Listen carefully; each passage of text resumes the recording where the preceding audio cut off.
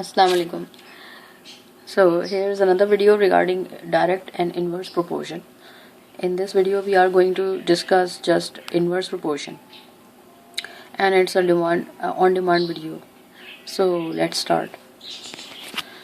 First of all, we have to understand that what is an inverse proportion, right? I just gave you an example yesterday that inverse proportion is something when two quantities we take for the comparison and one is increasing and another one is decreasing. That's your inverse proportion. Like आपकी inflation होती है country के अंदर, ठीक है, तो आपकी जो है सेविंग, आपकी जो सैलरी है वो कांस्टेंट रहती है, ठीक है। तो जब इन्फ्लेशन होता है किसी भी कंट्री में, किसी भी सिटी में, तो उसकी वजह से जो है कमोडिटीज़ महंगी हो जाती हैं, ठीक है, कॉस्टली हो जाती हैं। तो जब वो कॉस्टली हो जाती हैं, उनकी प्राइसेस बढ़ जाती हैं, तो उनकी डिमांड जो है वो लोग उनको ख़रीदना थोड़ा सा बंद कर देते हैं। तो ये भी इन्वर्स रिलेशन कहलाती है किसी भी कमोडिटीज़ के दरमियान, ठीक है, कि महंगाई की वजह से लोगों ने चीज़ें ख़रीदना छोड़ दी। जैसे कि हमारे यहाँ रमज़ानों में होता है अक्सर बेशतर कि फ्रूट्स जो है वो इतने कॉस्टली हो जाते हैं कि उनका फिर जो है ना बाइकआउट करना पड़ता है। ये एक एग्जाम्पल है, तो इसको इन्वर्स प्रोपोर्शन कहते हैं। In inverse proportion, I have just told you that a quantity A increase, so B decrease, or in the other case, A decrease, so the B increases. So this is how we deal with our inverse proportion. Here I am giving you an example. I'm just reading it for you, and I'm making you understand that it takes 4 men for 10 days to build a brick wall, right? 4 men are making a wall in 10 days. So how many days will it take 20 men to build the wall? ठीक है, तो इसमें क्या हमारे पास बात हो रही है, first of all we have to follow the rules. First of all we have to find out और identify what relation we are having over here. We are having relation between labour and time और days, right. Labour हमारे पास है 4 man और हमारे पास days हैं 10. उसके अंदर वो एक ब्रिक वॉल को बिल्ड कर रहे हैं, ठीक है. ये बात आपको अंडरस्टैंड करनी है अच्छे से कि फर्स्ट स्टेप आपको आइडेंटिफाई करना है कि आप किस दो ऑब्जेक्ट्स के दरमियान रिलेशन अप्लाई करने वाले हैं. उसके बाद उन्होंने दूसरे सेंटेंस में ये बात कही है, दूसरा जो इसका फ्रेज है वो ये कह रहा है कि how many days, the days are showing over here unknown, right? So we have to consider a variable over here of our own choice. And another thing is that men are given, labor is given, which is 20. So क्या हो रहा है यहाँ पे, आपने note किया कि man वहाँ पे 4 थे, तो नेक्स्ट हमारे पास मैन जो है वो 20 हो गए, यानी कि इंक्रीज हो गए, ठीक है. 4 मैन एंड 20 मैन, तो इसका मतलब है कि यहाँ पे इंक्रीज हुआ है. तो 10 डेज यहाँ पे हैं, आप देख सकते हैं कि they were less number of labour, so they were taking time 10 days, ठीक है, to make a brick wall. And now the quantity or the number of labor increased, it has just increased, so it will take, we can assume that it will take less time or less number of days to make a wall. तो ये relation हमें बताती है, इस question को समझने और understand करने के बाद हमें ये समझ में आता है कि इसको हम इन्वर्स रिलेशन या इन्वर्स प्रोपोर्शन के थ्रू सॉर्ट आउट कर सकते हैं. I hope that you have understood the concept. Now let's do some application for it so that you can completely understand the method and whatever methodology we are using to solve such kind of questions. Example 1. An aircraft flying at an average speed of 770 km per hour takes 15 hours to complete a journey, right? First of all, the step is we have to identify the relation. Identify relation का मतलब यहाँ पे क्या हो जाएगा कि एक हमारे पास एयरक्राफ्ट की स्पीड गिवन है, स्पीड एंड उसका टाइम दिया हुआ है, ठीक है, आवर्स के अंदर टाइम गिवन है. तो हम यहाँ स्पीड मेंशन कर देंगे and then we will write the first data from the first statement, that is 15 hours. अब चलते हैं नेक्स्ट स्टेटमेंट की तरफ.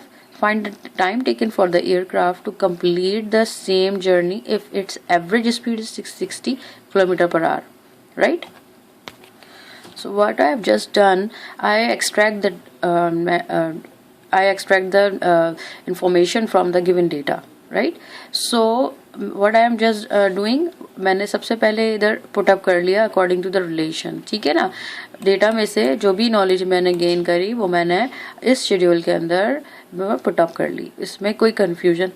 ठीक है. अब नेक्स्ट स्टेप की तरफ हम चलते हैं.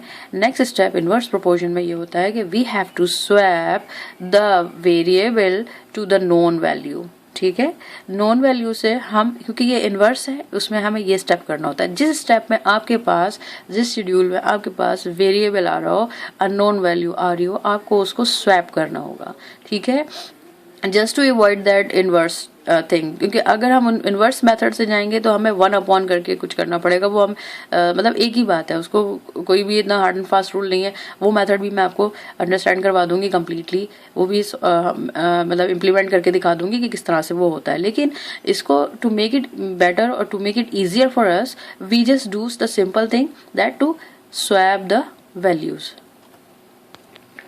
Now as you can see that the schedule is changed, I have rewrite it and to show you and to make it understand and more easy for you. यहाँ से मैंने वैल्यू स्वैप कर दी है, राइट. तो P is now shifted over here and 15 is there. Now let's do the simplification. We are going to write it in the fraction form, that is a ratio form. ठीक है. First of all we are going to write it in a simplest form, that is a ratio form, and then we are going to shift all the known numbers on the one hand side and the variable or the unknown one on the other hand side. As you can see in the step, I have just written 770 upon P from the schedule equals to 660 upon 15 as it is. ठीक है ना. Is there any confusion in it? Now let's look for the second step. अब यहाँ पे क्या हो रहा है, मैंने जो है नोन्स जो है वो एक तरफ कर लिए हैं और अपना नोन जो है वो एक तरफ कर दिया है, ताकि मैं इसको क्वेश्चन को सॉल्व कर सकूँ. तो 770 was written as it is. ठीक है. 15 was in the denominator, so on shifting it on the other hand side, it is in the denominator, so it will go in the numerator, that is multiply or times. 660 is being multiplied over here, so on the other hand it will shift it and it will be in the denominator. That's a rule. अब यहाँ से इसको sort out कर लेते हैं, यानी simplify कर लेते हैं, तो हमारे पास P की वैल्यू आ जाएगी. Now as you can see, that's my final answer. I got 17.5, or I can write it in the whole mixed number. That's 17 whole 1 upon 2. That's my answer.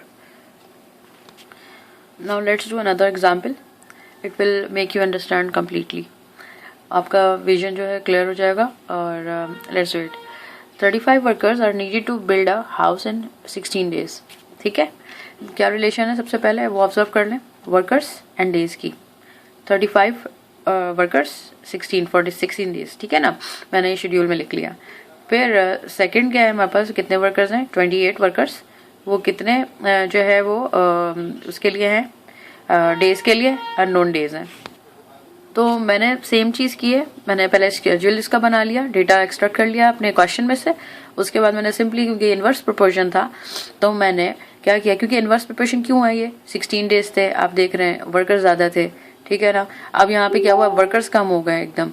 तो अब यहाँ पे क्या हुआ है, अननोन वैल्यू यहाँ पे दी हुई है. तो ये मैं देख सकती हूँ कि मेरे पास इन्वर्स प्रोपोर्शन चल रहा है. ठीक है. अब मैं देखती हूँ कि स्केड्यूल में मुझे इस वैल्यू को स्वैप करना है. जिसमें रिलेशन में आपके पास अननोन वेरिएबल आया, उसको आप स्वैप कर दें दूसरे नंबर से. तो डेज यहाँ पे क्यू गिवन थे, लाइक मैंने अज्यूम किया कि क्यू है और 16 है, तो मैंने उनको स्वैप कर दिया. ठीक है. यानी 16 डेज थे अंडरनीथ 35 के. तो 35 के नीचे अब मेरे पास जो है वो डिनोमिनेटर में क्यू है. अब इसको फ्रैक्शन फॉर्म में हम इसी तरह से कॉपी कर लेंगे. 35 upon Q is equal to 28 upon 16. आप चाहें तो इसको यहाँ पे भी सिंप्लीफाई कर सकते हैं. मैंने क्या किया है, मैंने इसको सिंपली सारी नोन वैल्यूज को और अननोन वेरिएबल्स को सेटल डाउन कर लिया है. तो मेरे पास क्यू इज इक्वल टू 28 जो था वो न्यूमरेटर में था, तो जब हम उसको शिफ्ट करेंगे तो वो डिनोमिनेटर में, and 16 is in the denominator, so it will be in the numerator then. और इस तरह से करते कराते हमने जब इसको सॉल्व किया तो 35 times 16 is 560, denominator remain same.